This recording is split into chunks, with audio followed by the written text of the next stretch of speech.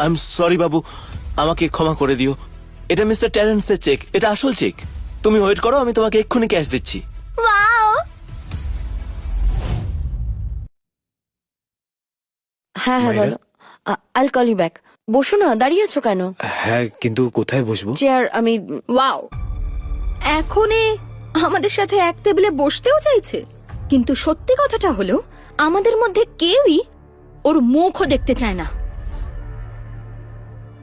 এসব কি বলছো এস্থার? ওর এই টেবিলে বসার সম্পূর্ণ অধিকার আছে। আফটার অল ও মায়েরার স্বামী।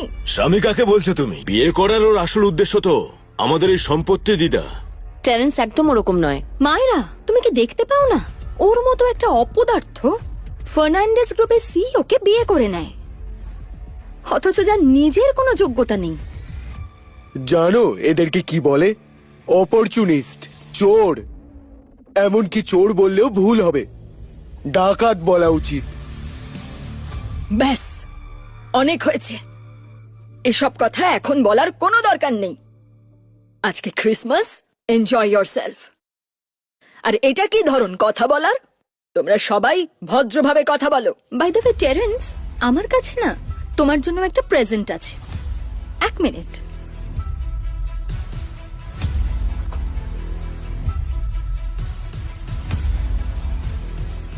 খুব বড় গিফট দিয়েছো তুমি সিস। মায়েরা, তোমার এই স্বামী একটা গলির কুকুরের মতো আমাদের এই সম্পত্তির দিকে শুঁকতে শুঁকতে পৌঁছে গেছে। তাহলে তার আপ্যায়ন তো একজন কুকুরের মতোই করতে হবে না? জেরেমি, এস্থার, তোমরা কিন্তু এবার বাড়াবাড়ি করছো। মাইরা, ডোন্ট বদার, আমার এমনিতেও খিদে পাইনি।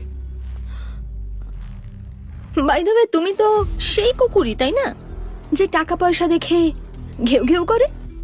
করে দেখাও না একবার।